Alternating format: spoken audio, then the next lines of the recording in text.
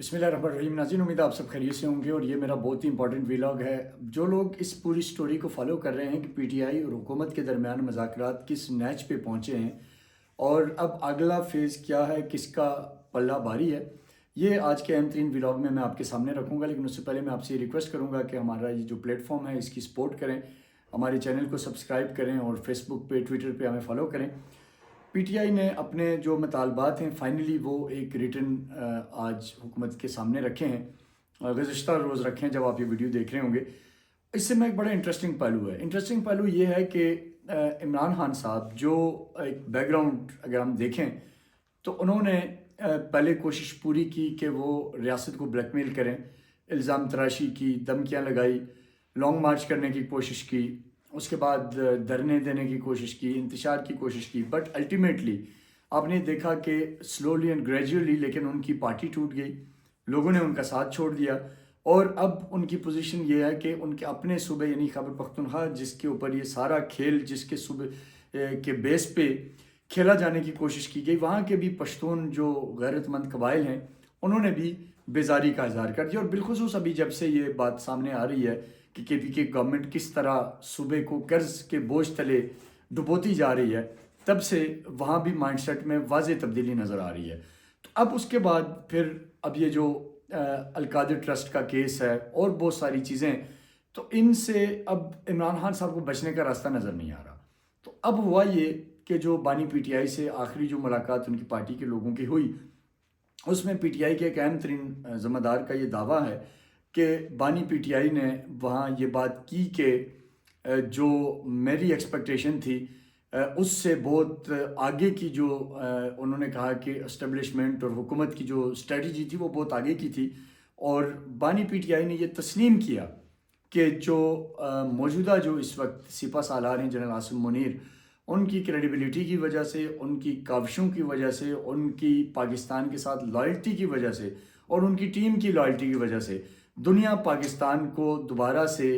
एक अहम मुल्क के तौर पे देखना शुरू हो चुकी है। इकोनॉमिकली चीज़ें बेहतर हो रही हैं। पाकिस्तान के साथ जो पाकिस्तान एक आइसोलेशन की तरफ इमरान खान के दौर और उनकी गलत पॉलिसियों की वजह से जा रहा था, वो दोबारा एक ट्रैक पे आ रहा है। तो इमरान खान साहब ने अपनी जो पार्टी के लोग हैं उनसे ये बात की कि अब मामलात हमारे हाथ से निकलते जा रहे हैं। और इमरान खान साहब ने उन्हें कहा कि अब क्योंकि हालात इस नैच पे जा रहे हैं कि अगर हमने इस वक्त कोई एनआरओ ना मांगा, इस वक्त हमने कोई माफ़ी ना मांगी, इस वक्त हमने कोई रास्ता ना अपने लिए निकालने की कोशिश की, तो शायद आने वाले जो महीने होंगे उसमें हम शायद 10 लोग भी सड़कों पे निकालने की कैपेसिटी में नहीं रहेंगे। फिर जो पीटीआई के अंदर की जो इस वक्त डिवीजन है, पार्टी के अंदर जो लड़ाइयाँ हैं, फिर इंटरनेशनल लेवल के ऊपर जो कोशिशें पीटीआई करती आई है, उसको भी अब जो जिस अंदाज में वो रिवर्स हो रही हैं और जिस तरह से इंटरनेशनली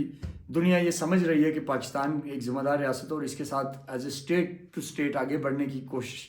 बात हो रही है, तो इन चीज़ों ने इमरान खान साहब को बड़ा डिसअपॉइंट किया। और उसके बाद फिर फाइनली आज जो पीटीआई ने या गुज़श्ता रोज़ जो उन्होंने अपने मुतालबात दिए,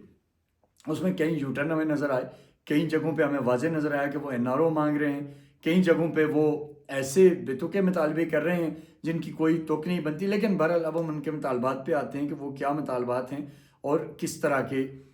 मुतालबात वो सामने ला रहे हैं। एक तो पीटीआई का आपको ये जानना ज़रूरी है कि दो फेज़ हैं। एक वो फेज़ है जब ये पब्लिक में आते हैं तो ये कुछ और कहते हैं, जब ये पसे पर्दा होते हैं तो ये पाँव में गिरे होते हैं। तो ये जो मैंने आपको बानी पीटीआई की जो गुफ्तगू का बताया, ये उन्होंने अपने पार्टी लीडर्स के साथ उस वक्त की जब इनको मुलाकात इनकी हुई और जब ये सारी बातें कर रहे थे। लेकिन उनको ज़ाहिर बाहर आके फिर पीटीआई के लोग अपना एक अलग ही बयानिया बनाते हैं। ये इनका डुअल फेस है जो अब तकरीबन हर कोई जानता है। लेकिन अब इस वक्त जो इनका एनआरओ का मुतालबा है और जो यू टर्न है वो क्या है, इन्होंने आज जो तहरीर शक्ल में मुतालबात जो पेश किए हैं उनमें इन्होंने खुद ही वाज़े कर दिया कि एनआरओ मांग रहे हैं। इन्होंने कहा जो 16 जनवरी 2025 को जो हुकूमत और पीटीआई के दरमियान मुज़ाकरात के तीसरे दौर में पीटीआई की जानिब से जो मुतालबात पेश किए गए हैं, उनमें पहला मुतालबा 9 मई और 26 नवंबर के वाक़यात के लिए जुडिशल कमीशन के क़याम का, जबकि दूसरा मुकाबला तमाम सियासी कैदियों के लिए कानूनी मदद यानी इनके लिए रिलीफ मांगा जा रहा है। अब 9 मई अली अमीन गंडापुर कल एक टीवी इंटरव्यू में वसीम बदामी को बता चुके हैं कि वो हमारे लोग थे, ऑन रिकॉर्ड कह चुके हैं, आरवाई का تم یوٹیوب پہ آپ دیکھ سکتے ہیں. 26 نومبر یہ فائنل کال تھی ان کی, وہ آپ کے سامنے ہے. اب کہہ رہے ہیں کہ جی جوڈیشل کمیشن بنائیں, اور اب کہہ رہے ہیں کہ ہمیں ریلیف دیں. ٹھیک ہے. دوسرا, پی ٹی آئی نے 9 مئی 2023 کو بانی پی ٹی آئی کی گرفتاری اور احتجاجی مظاہروں کی تحقیقات کے لیے عدالتی کمیشن چیف جسٹس یا سپریم کورٹ کے ججز کی سربراہی میں تشکیل دینے کا کہا ہے. پارٹی نے 9 مئی کے مظاہروں اور نومبر 24 کے احتجاج سے متعلق گرفتار افراد کے لیے قانونی امداد اور منصفانہ عدالتی عمل کی درخواست کی ہے. گزشتہ دنوں بانی پی ٹی آئی کی جانب سے 26ویں آئینی ترمیم اور مینڈیٹ کی واپسی جیسے مطالبات سے دستبرداری کا اعلان کیا گیا تھا. تو ایک تو یہ یو ٹرن ہے. پھر پی ٹی آئی کی جانب سے عدالتی کمیشن کے قیام کا مطالبہ ٹھیک ہے, ایک چلیں جائز بات ہے, لیکن یہاں بھی ایک دورہ میں آ رہا ہے, ڈبل سٹینڈرڈ ہے. یعنی اب عدالتی کمیشن اگر 9 مئی یا 26 نومبر کے لیے آپ بنا رہے ہیں تو پھر 2014 کے دھرنوں پہ کیوں نہیں بنائیں گے, اس کا آپ کیوں مطالبہ نہیں کر رہے. اور پھر 26 نومبر 2024 تک پی ٹی آئی نے جتنے بھی ملک کے اندر خانہ جنگی کی کوششیں کی, انتشار کی کوششیں کی, جلسے جلوس کیے, دھرنے کیے, لانگ مارچ کیے, پھر ان کی بھی تحقیقات کریں, پھر ساری چیزیں سامنے لے کے آئیں, پھر بتائیں کہ 2014 میں پی ٹی وی پہ حملہ تھا, 2014 میں باقی جو چیزیں تھیں ان کے اوپر بھی پھر بات کریں. تو اچھا, اس کے علاوہ اب یہ کہتے ہیں کہ سیاسی قیدیوں کی رہائی, جس میں وہ خود عمران خان صاحب اپنی رہائی کا جو سب سے بڑا NRO مانگ رہے ہیں, وہ چاہتے ہیں کہ وہ مقدمات جو عدالتوں میں زیر سماعت ہیں وہ ان کو بائی پاس کیا جائے اور کسی ایگزیکٹو آرڈر کے ذریعے عمران خان صاحب کو رہا کر دیا جائے اور ان کی باقی لوگوں کو رہا کر دیا جائے. تو یہ بھی ایک ڈبل سٹینڈرڈ ہے. آپ عدالتی معاملات میں کرپشن کیسز کو فیس کریں, اور پھر اسی طریقے سے جو باقی چیزیں ہیں وہ بھی ہیں. پھر پی ٹی آئی کی جانب سے پیش کیے جانے والے مطالبات کو اگر ہم باریک بینی سے ان کا جائزہ لیں تو واضح طور پہ نظر آتا ہے کہ پی ٹی آئی کی جانب سے 9 مئی کے واقعات اور بانی کی گرفتاری کی تحقیقات کے لیے عدالتی کمیشن کا مطالبہ ان کی اپنی ذات کو بچانے کی کوشش ہے, اس کے علاوہ کچھ بھی نہیں ہے. یہ مطالبہ یہ ثابت کر رہا ہے کہ بانی پی ٹی آئی اب جیل میں تنگ آ چکے ہیں. میں نے جیسے شروع میں بتایا کہ انہیں سارے راستے بند ہوتے نظر آ رہے ہیں, اور میں یہ بڑی واضح آج بات کروں گا کہ جہاں پاکستان کو ٹریک پہ لانے میں پولیٹیکل گورنمنٹ کا رول ہے, وہیں اس کا سہرا سب سے زیادہ موجودہ آرمی چیف